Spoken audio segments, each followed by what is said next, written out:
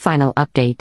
After my husband's funeral, when I came back home, I found that the house keys weren't working. Suddenly, I saw my in-laws moving in with all their belongings. My mother-in-law announced, "My son made this house, so this house and all his belongings are ours now. You can leave."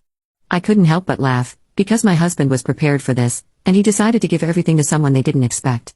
I couldn't believe what I was hearing. These women hadn't shed a tear for Paul, hadn't even attended his funeral, and now they were trying to kick us out of our home. "I'm calling the police," I said, pulling out my phone.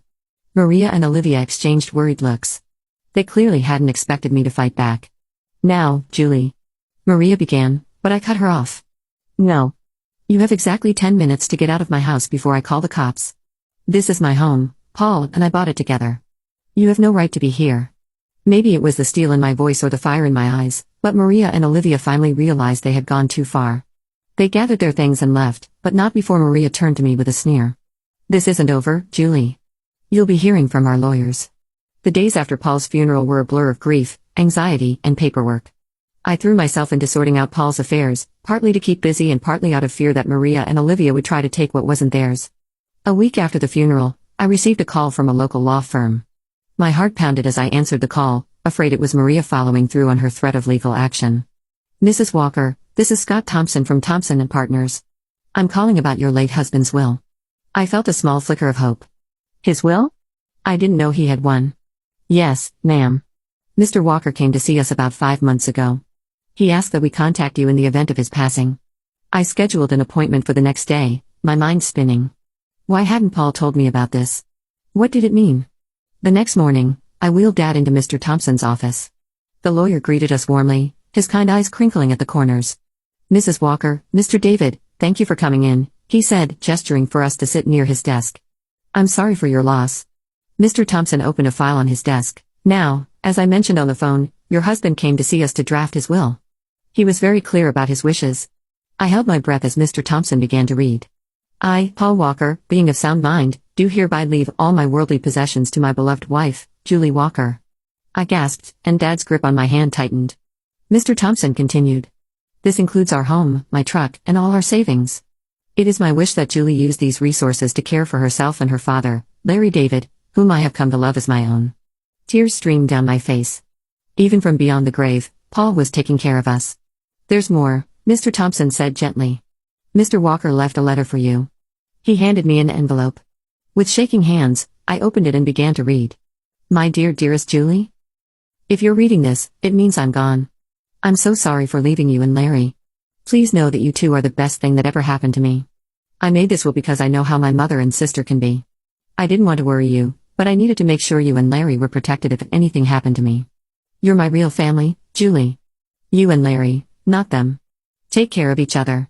Live your lives to the fullest, and know that I'll always be watching over you. All my love. Paul." I clutched the letter to my chest, sobbing. Dad was crying too, his weathered hand patting my arm. Mr. Thompson gave us a moment before speaking again. "Mrs. Walker, there's one more thing. Your husband's truck was insured. Given the circumstances of the accident, the insurance company will be paying out the full value of the policy."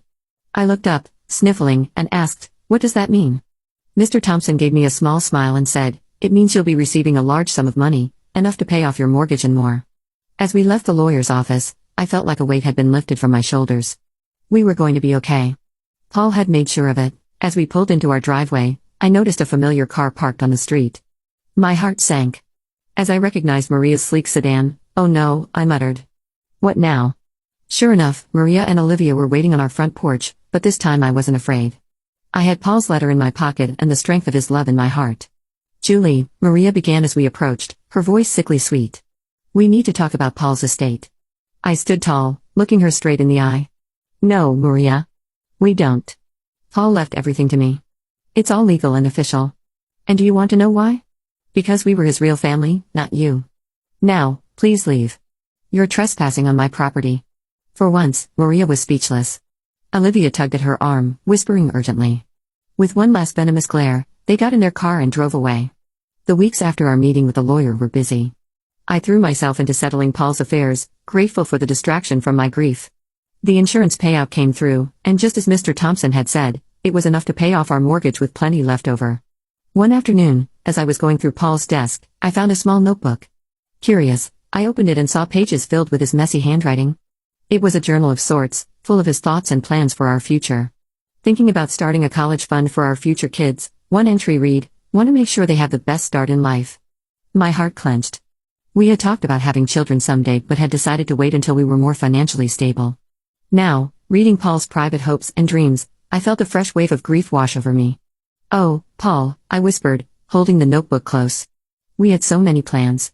That night, I tossed and turned, unable to sleep. My mind kept drifting to the journal, to the future we'd never have. When I finally drifted off, I dreamed of Paul. He was smiling, holding out his hand to me. "It's okay, CH," he said in my dream. "Everything's going to be all right."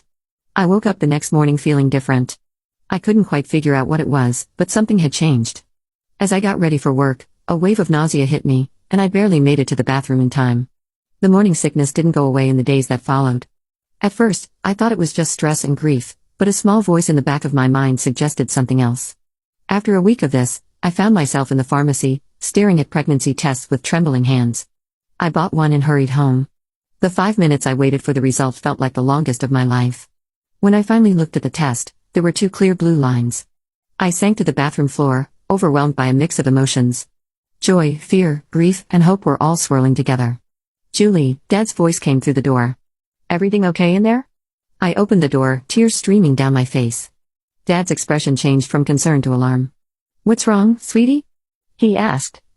I held up the test, my hand shaking. "I'm pregnant, Dad." I fell into his arms, sobbing. He held me, stroking my hair like he used to when I was a little girl. "It's okay," he murmured.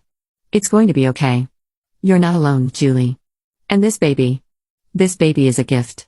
A piece of Paul that will live on." His words hit me deeply. This baby was a part of Paul, a continuation of our love. Suddenly, the fear began to fade, replaced by a strong determination. "You're right," I said, wiping my eyes.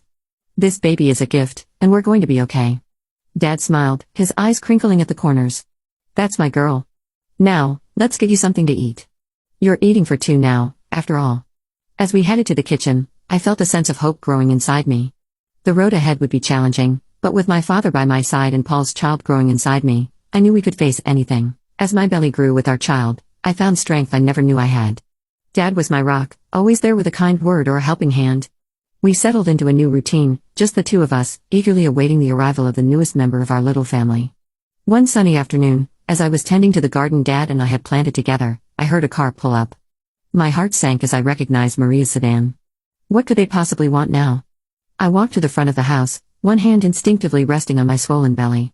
Maria and Olivia stood on our porch, looking both comfortable and slightly desperate. "Julie," Maria began, her voice missing its usual sharpness. "We need to talk to you." I raised an eyebrow but said nothing, waiting for her to continue. Olivia spoke up, her eyes darting around nervously. "We've hit some hard times. We were wondering if we could stay in your father's old apartment, just until we get back on our feet." I couldn't believe what I was hearing. After everything they had put us through, they had the nerve to ask for more. "I'm sorry," I said, my voice firm but calm. "That's not possible. I don't want to communicate with you anymore." Maria's eyes narrowed as they noticed my pregnant belly. Her face twisted with shock and disgust. "You're pregnant," she spat. "Already? You little prostitute. I can't believe you've already found a new man. Paul's body isn't even cold in the ground." I felt a surge of anger, but I pushed it down. I didn't bother explaining that it was Paul's child. I didn't want my baby to have such a grandmother and aunt. Instead, I smiled a small, secretive smile that seemed to unsettle Maria even more. "My personal life is none of your concern," I said calmly. "Now, I think it's time for you to leave." Maria looked like she wanted to say more, but something in my expression must have stopped her. She turned on her heel, grabbing Olivia's arm.